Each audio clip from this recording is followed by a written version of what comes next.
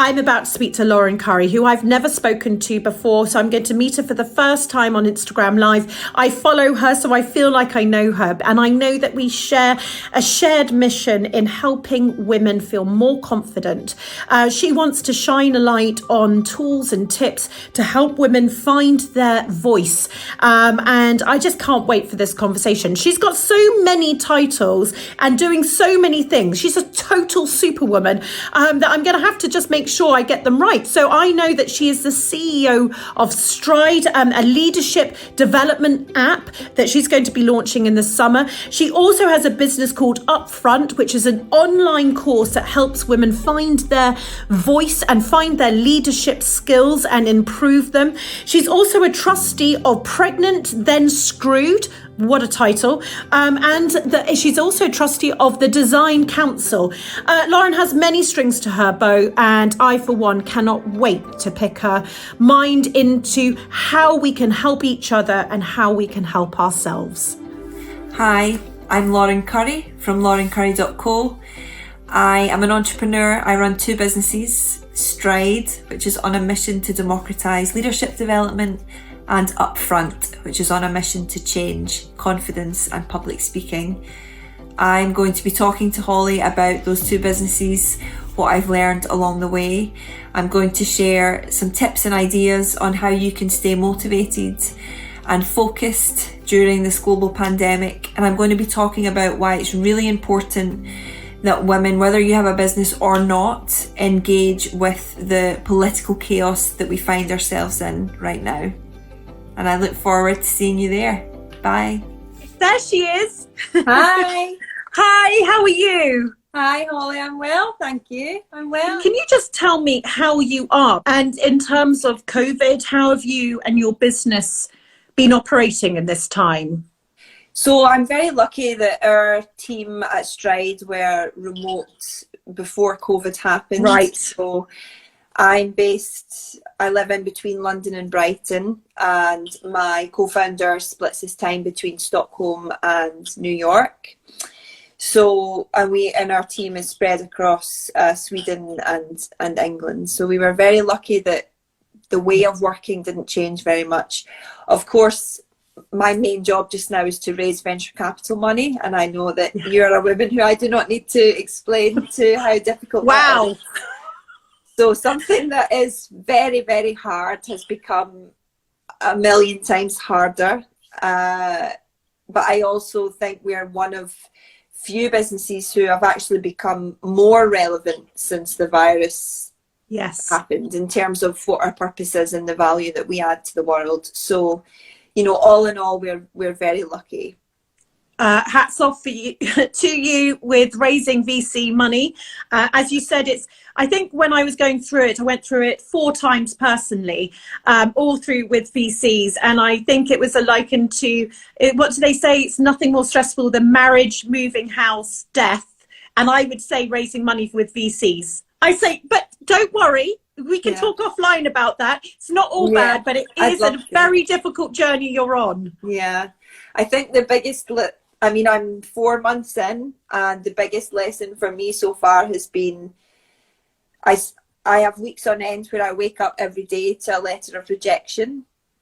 And it's like building the muscle of constantly and consistently being rejected is one that I had to learn very fast. You know, now I know that every no is one step closer to a yes, and that's a good sign, but it's hard to be rejected. It is really hard. And when you look at all the entrepreneurs, when you look at J.K. Rowling, or you look at about, you know, the rejections, Dyson, and when he went through, you know, how many prototypes did you have to go to?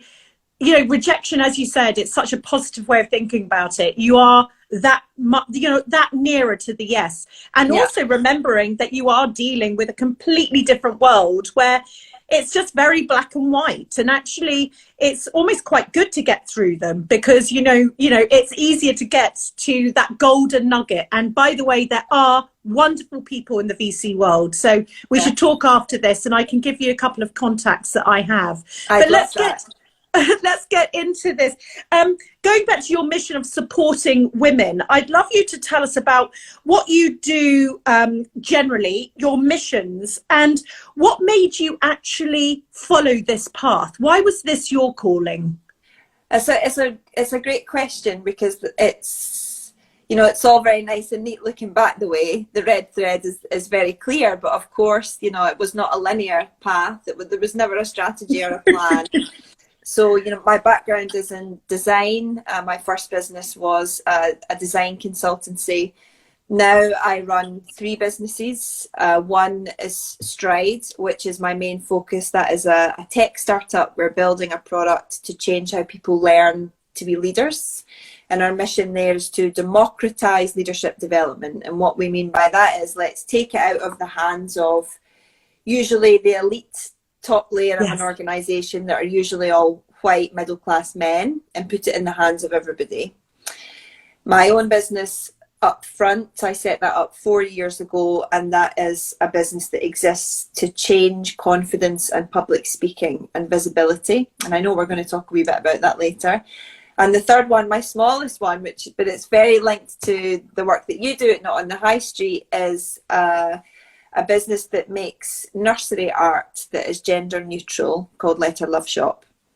So I think the red thread for those businesses is that I started my first business when I was 23, and I went through all those various experiences as a young woman and experienced a lot of hurdles, like a lot of barriers. And when I think about what those barriers looked and felt like, and that's me with my whiteness, my privilege, my education, my support network, that was what led to me understanding intersectional feminism and understanding how those barriers are even more difficult for Black women, for people of colour, for women who aren't straight. And that's what's led me to the path that I'm on now of how can I help all women understand that they have more power than they think they have, and then know what to do with that power. Gosh, a big thing to tackle. Yes. A big thing to tackle.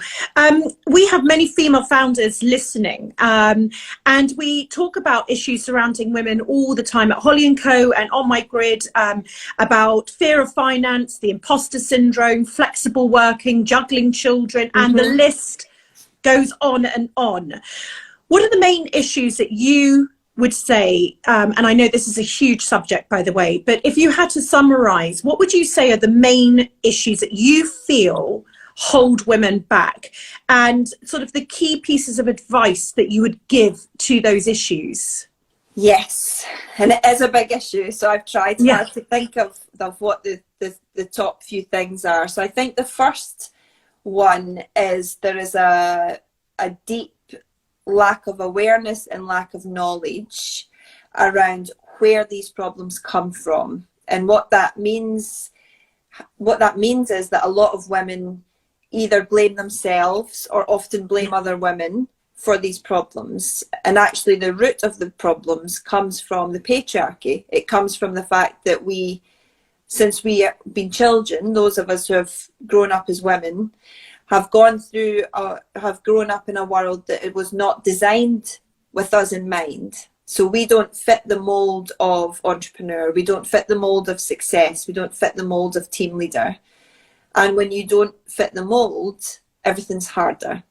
So I think it's that piece of understanding the root cause of where these problems come from, I think is a really common thing that I see. I think the second thing is our government's relationship and support for carers. So, you know, whether that's caring for a child, caring for an elderly parent, caring for your spouse, you know, we know that there's 7 million carers in the UK right now. All of they're unpaid, unsung heroes, you know, to use a phrase that's been bandied about lately. And the lack of support, you know, our world of work is not built to enable people to care, and therefore that burden falls on women, and that is a huge barrier for lots of progress in lots of different directions. And then I think the third thing, which is where my business up front focuses on, is the narrative that we are told and the narrative that we reinforce within our own heads about confidence and about success and about progress. And you know, we don't understand, most of us, and I know I didn't until very recently, didn't understand that those things happen as a result of your environment. They don't happen because you're a bit rubbish or you're a bit weak or you're not smart enough. Those things happen because you respond to what you see on the TV every day, what you hear on the radio, what you see in magazines, and we become a product of that. And that's really hard to unlearn. You know, I've got 30 odd years of unlearning to do, and it will take me my lifetime to unlearn it all. And that's why I'm on a mission to help other women unlearn it faster. At Kelly Jan Reid, I work in the events industry, and as you can imagine, things are not looking rosy. How can I pick myself back up after this week? Yeah, and you're definitely not alone. You know, there are hundreds, if not millions, of women in that same circumstance. And I say that not to take away from your pain and difficulty, but to remind you that you're not alone in this. You know, and to remind you that I think we make the mistake of, I know I fall into the trap of, you know, well, I just work at home now. It's like, well, I work at home during a global pandemic, and those are two very, very different things. That we can't expect ourselves to be productive and to be on the way that we used to be, because our environment has completely changed. So I think that's about being really kind to yourself, and you know, figure out where you can get your inspiration and motivation from. You know, I think, Holly, that's something that you're brilliant at. It's like find women who share stories and words that lift you, and it's like, you know, go for a bath in those words, like marinate in those stories and those whether it's poems or Insta lives or whatever you need to do to kind of light that fire in you again, and you know, realize that it'll take time and that you're not alone. One of the things I would suggest is, well, obviously I would say this, but genuinely listening to conversations of inspiration, you know, we have 75 amazing stories about people who have gone through such shit and come out the other side. They face, you know, adversity. They faced being homeless. They faced, you know, unbelievable challenges. And it is that idea that, you know, if you are kind to yourself, maybe, Kelly, it's something that you haven't thought about, what your next version of Kelly is. You know, we are all here with lots of chapters in our lives. And, you know, I do believe that that is the thing. You know, one door shuts. What door is going to open up to you? So, Kelly, that's a little, you know, Lauren's saying marinating in a bath of positivity, and I'm giving you some podcasts to listen in that bath. Sarah Jane, Handmade Ceramics, Lauren has another question. What is raising venture capital? Okay. I'm so glad you asked that question, because I'll bet there's many people listening thinking, I don't know what that is. And there was a time where I didn't know what it was either. And Holly has way more experience in it than I do. I think I would explain so raising venture capital is raising money from investors. And those investors might be funds and companies, or they might be private funds, like families who are very wealthy and they invest that wealth in different things. And when you're raising VC money, your job is to find an investor that is very excited about you and what you're building, so that they will give you the money that you need to build the product that you want to build. And in exchange for giving you that money, they get a stake, they get a slice of your company, so that when it succeeds, they get a return on their investment. Perfect. That is, you know, okay. And you know, there's lots of ways of raising money out there for everyone. And I think one of the things, Lauren, is, you know, women's fear of finance within business. And I think it stops us in our tracks. We just think we're so stupid for not knowing. And my whole point is, you know, there are so many things that we don't know, but we're really good at what we do know, and we can find out and we can ask questions, and we should be open and honest with our fellow females to ask those questions. So I'm so glad, as you said, Lauren, that she asked that question. But there's lots of ways you can raise fund and money. You can get loans. There's lots of government loans at the moment. There are loans generally. You can crowdfund, which means that you can ask your customers and your suppliers to invest in your company. You can raise money from angels, which are individual investors, and you can raise money through venture capital funds or families and that's probably when you're trying to raise a little bit more money. But there's lots of different ways you can raise. But I want to go on. Sorry. One thing on that, because I think your point on there's lots of other ways is so important, because I think there'll be lots of women listening who heard that explanation and thought, there is no way I am even going there. Now, as I said, I've built multiple businesses over the years. This is the very first time I've raised money this way.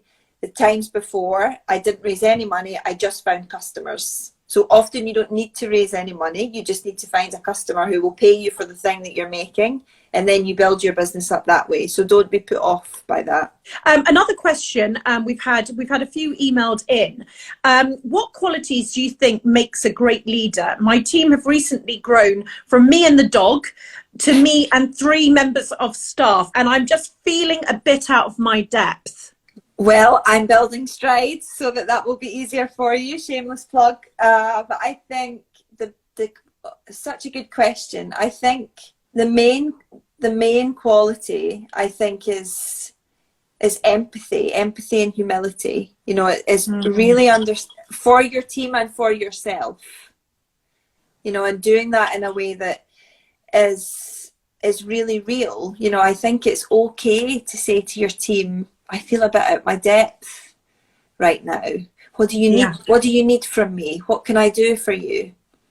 You know, it's remembering that your team are on your side right now, and that they're on this journey with you too. Rather than, you know, hiding in a corner and panicking about how you're going to find it out yourself. Like, let your team into that conversation. They work for you for a reason. They've already chosen you. You know? Yeah, that's such a good point. And I would add to that, you know, along with empathy, I do think that there's a thing for leaders, and I suppose founders, and for those who are watching are potentially founders, is what I always describe as, you know, this utter passion for what you do, you know, because actually what I've found in the last sort of 15, 16 years is that if you aren't the sort of beacon of your idea, if you're not that person who is prepared to walk down the street naked with billboards and just to secure one customer, do you know what I mean?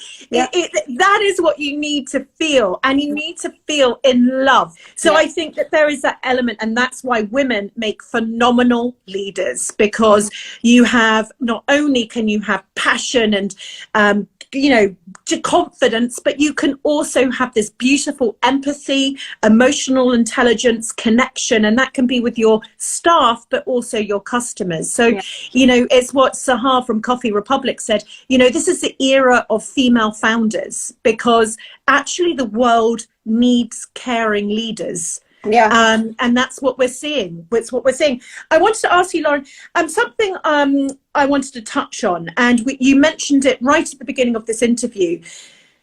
If you have your own brand as your own Instagram, so you and your brand are as one, and we're going through a lot of political, probably, you know, can be quite diverse conversations, topical issues, all these sorts of things. For example, speaking out on racism or talking about what's happening in America right now. I would love to hear what your point of view is on all of that. Yes, I think lots of things about that question. So thank you for asking it, because I think it's really important. And it goes back to the first thing for women listening, thinking, oh yeah, that is me, I'm a bit scared of this. And you know, my stance on this topic is that everything is political. Periods are political, pregnancy is political, and businesses are political. Whether you like that or not, that is the reality. And if you make an active choice to be in business and to, you know, have a community and have a brand, and not engage with that, that choice is a political choice. And my perspective on that is, if you choose not to engage and you choose not to say something, in doing so you are taking the side of the oppressor. You know, by remaining silent, you are taking the other side. And of course, you know, that's not something that I would ever want to encourage. And I think the important thing about what's happening in the UK and in the US around race right now is this is not about who are you going to vote for, what politician do you like best. It transcends that party political conversation. This is about human rights. This is about human beings being murdered because of the colour of their skin.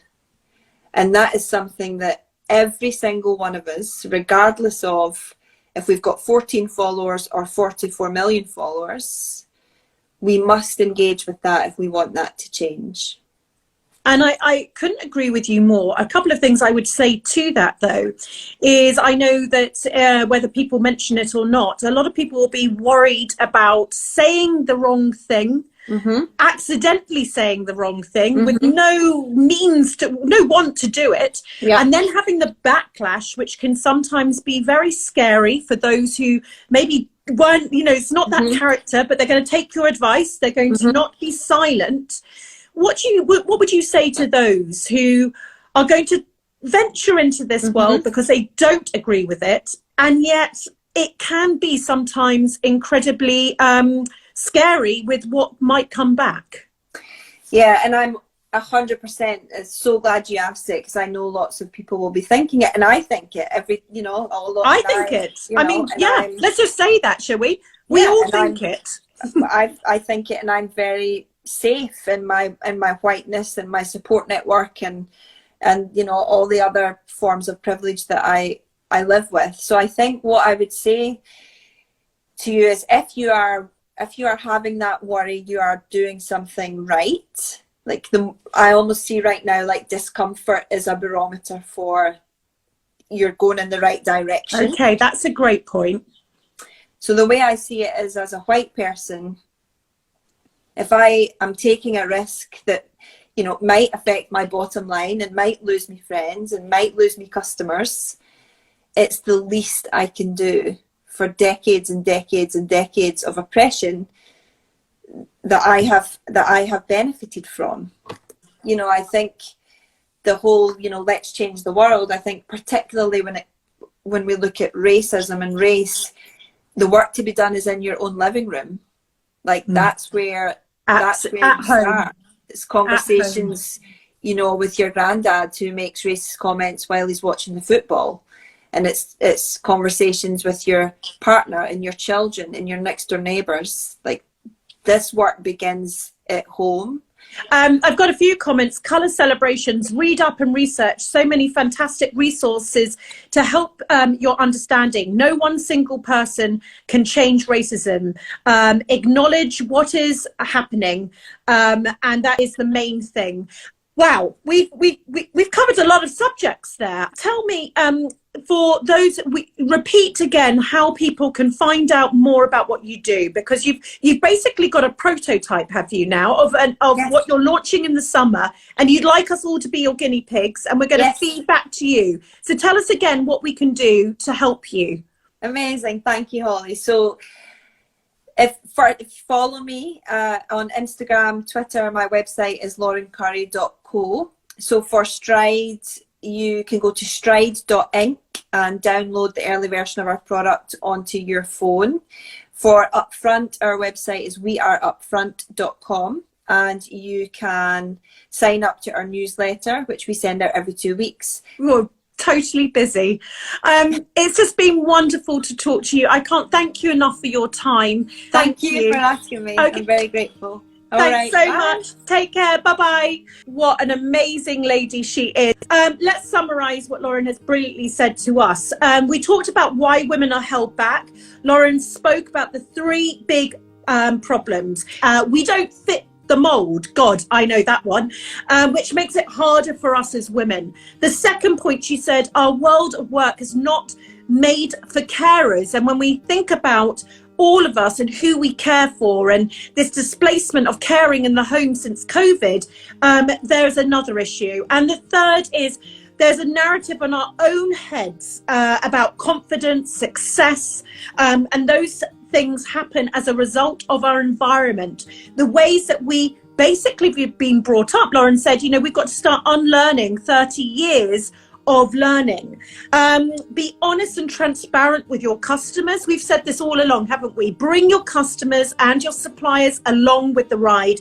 Let them know where you're struggling. Ask for help. Main quality of a good leader is empathy and humility for your team and for yourself. It's okay to say to your team, and I say it to my team, and they're all here, you know, I don't fucking know. But, you know, this is the way I'm going to go about it. Do you have any advice? And it's not your fault about being scared right now or politically correct and being scared about that. But everything is political. Gosh, not heard that before. As Lauren said, being pregnant is political. Periods are political. Women in work is political. But what you can do is say, not on my watch. And that can be as much as you need to say. And as Lauren said, changing the dialogue at home is sometimes the most difficult thing to do. So many things we covered there. My goodness, huge kisses, keep going.